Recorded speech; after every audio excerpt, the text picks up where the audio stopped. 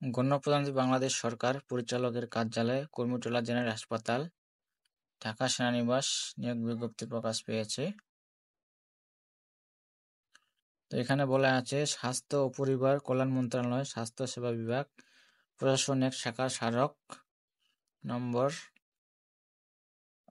3/3/24 ইংরেজি মূল্যে প্রাপ্ত ছাড়পত্র মোতাবেক কুর্মিটোলা জেনারেল হাসপাতালে অস্থায়ী রাজস্ব খাতভুক্ত 11-20 গ্রেডভুক্ত শূন্য পদে অস্থায়ী ভিত্তিতে নিয়োগের লক্ষ্যে প্রকৃত বাংলাদেশী নাগরিকদের নিকট হতে নিম্নবর্ণিত শর্ত সাপেক্ষে অনলাইনের দরখাস্ত আহ্বান করা যাচ্ছে। অনলাইন ব্যতীত কোনো দরখাস্ত আবেদন গ্রহণ করা হবে না। তো এখানে আবেদন করতে হবে অনলাইনের মাধ্যমে। তো এখানে প্রকাশের তারিখ 13 মে 2024। তো এখানে পদের নাম জাতীয় বেতন স্কেল, পদ সংখ্যার ক্রমিক নং, শিক্ষা যোগ্যতা, যে সকল জেলা প্রার্থীগণ আবেদন করতে পারবেন। স্বাস্থ্য পরিবার কল্যাণ মন্ত্রণালয়ের নিয়োগ বিজ্ঞপ্তি প্রকাশ পেয়েছে। তো এখানে আবেদনের শুরুর তারিখ এবং শেষ তারিখ যদি আপনাদেরকে দেখাই, আবেদনের শেষ তারিখ হইল, দেখতে পাচ্ছেন, আবেদনের শেষ তারিখ ও সময় 13/6/2024 খ্রিস্টাব্দ বিকাল 5 ঘটিকা। 13/6/2024 খ্রিস্টাব্দ বিকাল 5 ঘটিকা। তো সময় আছে, অনেক সময় আছে। তো এখানে 6 নং পদে বলা হয়েছে অফিস সহায়ক, জাতীয় বেতন স্কেল 8,250 থেকে 20,010 20তম গ্রেডে দেওয়া হবে বেতন। পদ সংখ্যা 76টি। এখানে বলা আছে কোনো শিক্ষিত বোর্ড হতে মাধ্যমিক স্কুল সার্টিফিকেট বা সনদ পরীক্ষায় উত্তীর্ণ। এখানে যে সকল জেলা প্রার্থীগণ আবেদন করতে পারবেন, এখানে এই পদে সকল জেলা প্রার্থীগণ আবেদন করতে পারবেন। সকল জেলা দেওয়া আছে এই পদে। তো 5 নং পদে বলা আছে রিসিপশনিস্ট, 9,300 থেকে 22,490, গ্রেড 16, পদ সংখ্যা 2টি। এখানে বলা আছে কোনো শিক্ষিত বোর্ড হতে উচ্চ মাধ্যমিক সার্টিফিকেট বা সনদ পরীক্ষায় উত্তীর্ণ, কম্পিউটার চালানোর দক্ষতা থাকতে হবে, email, cancer, fax, scanner, fax ও টেলিফোন চালানোর দক্ষতা থাকতে হবে। এখানে ইন্টার পাস থাকলেই আবেদন করা যাবে এই পদে।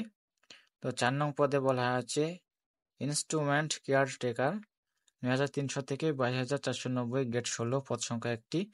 এখানে বলা আছে কোনো শিক্ষিত বোর্ড হতে ইলেকট্রিক্যাল বা মেকানিক্যাল ট্রেড উচ্চ মাধ্যমিক সার্টিফিকেট ভোকেশনাল পরীক্ষা উত্তীর্ণ হতে হবে। তো 3 নং পদে বলা আছে অফিস সহকারী কাম কম্পিউটার মুদ্রাক্ষরিক, 9,300 থেকে 22,490, গ্রেড 16, পদ সংখ্যা 4টি।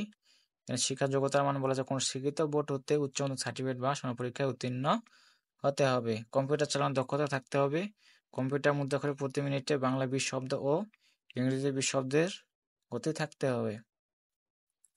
তো 2 নং পদে বলা আছে ডাটা এন্ট্রি অপারেটর, এখানে জাতীয় বেতন স্কেল 10,200 থেকে 24,680, গ্রেড 14, পদ সংখ্যা 1টি।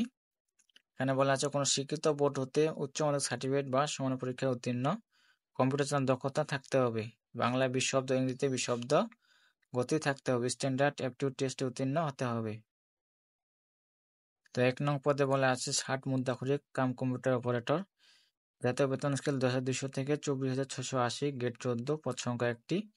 এখানে বলা আছে কোনো শিক্ষিত বোর্ড হতে স্নাতক বা সমানের পরীক্ষায় উত্তীর্ণ, কম্পিউটার চালানোর দক্ষতা থাকতে হবে, 60 লিপিতে প্রতি মিনিটে ইংরেজিতে 70 এবং বাংলায় 45 শব্দ ও কম্পিউটার মুদ্রাক্ষরে প্রতি মিনিটে ইংরেজিতে 30 শব্দ, বাংলায় 25 শব্দের ন্যূনতম গতি থাকতে হবে।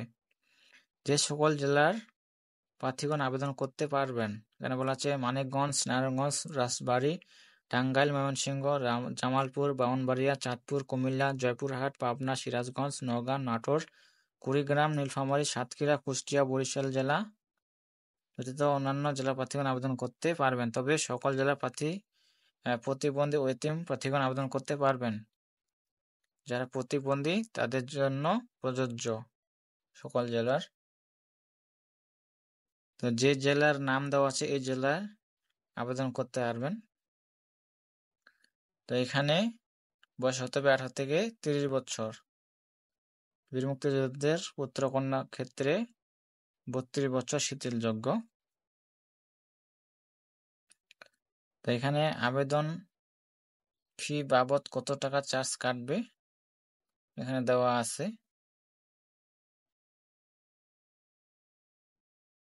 1 থেকে 5 পদের জন্য 200 টাকা, টেলিটক সার্ভিস চার্জ 23 টাকা, মোট 223 টাকা। তারপর 6 নং পদের জন্য 100 টাকা, টেলিটকের সার্ভিস চার্জ বাবদ 12 টাকা, মোট 112 টাকা। 72 ঘন্টার মধ্যে জমা দিতে হবে।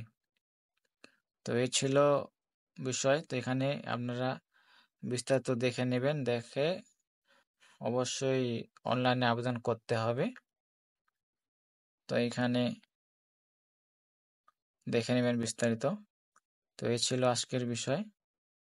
তো অবশ্যই সাপোর্ট করবেন, চ্যানেলটাকে সাবস্ক্রাইব করবেন। তো আমার ভিডিওগুলা কে কোথা থেকে দেখতেন অবশ্যই কমেন্টে জানাবেন, বা আমার ভিডিওগুলার যদি বোঝার ক্ষেত্রে অসুবিধা হয় তো অবশ্যই কমেন্টে জানাবেন, আমি রিপ্লাই দেওয়ার চেষ্টা করব। আর অবশ্যই